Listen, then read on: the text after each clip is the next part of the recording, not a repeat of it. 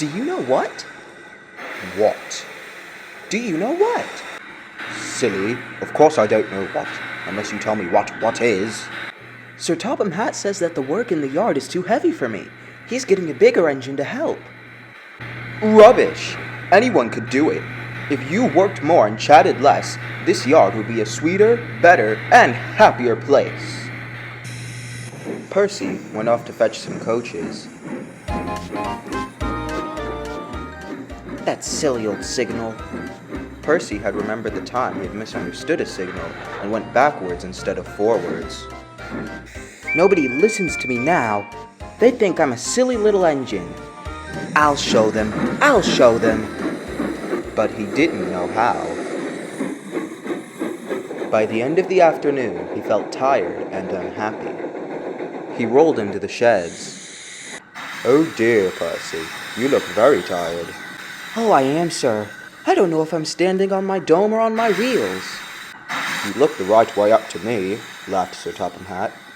Cheer up. The new engine is bigger than you and can probably do the work alone. Would you like to help build my new harbour? Thomas and Toby will help too.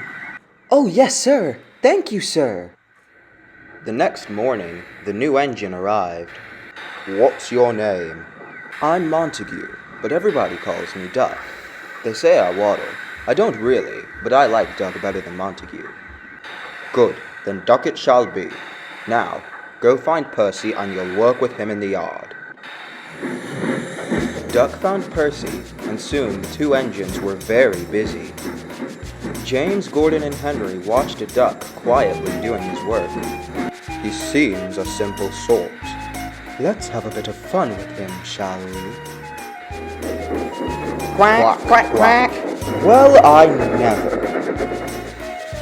Later in the afternoon, Duck and Percy were talking at the sheds. Percy was angry, but Duck ignored this. They'll get tired of it soon. Tell me, do they boss you around? Yes, they do.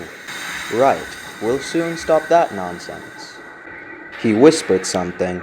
We'll do it later. Sir Topham Hatt was looking forward to some nice hot buttered toast for tea at home. Just then he heard a tremendous noise. Sir Topham Hatt had gone out to see what the noise was. He found that the bigger engines were trapped outside of the sheds due to Percy and Duck sitting on the points. Enough! Now, what is going on here? They won't let us in, sir. Duck, explain this behavior. Beg pardon, sir, but I'm a Great Western engine, and we Great Western engines do our work without fuss. But, begging your pardon, sir, we would be glad if you informed these engines that we only take orders from you. Duck and Percy, I am pleased with your work today, but not your actions. You have caused a disturbance. Gordon, Henry, and James snickered. As for you, you've been worse. You made the disturbance. Duck is right. This is my railway, and I give the orders. Yes, sir. After Percy went away, Duck was left to manage the yard on his own. He did so quite easily.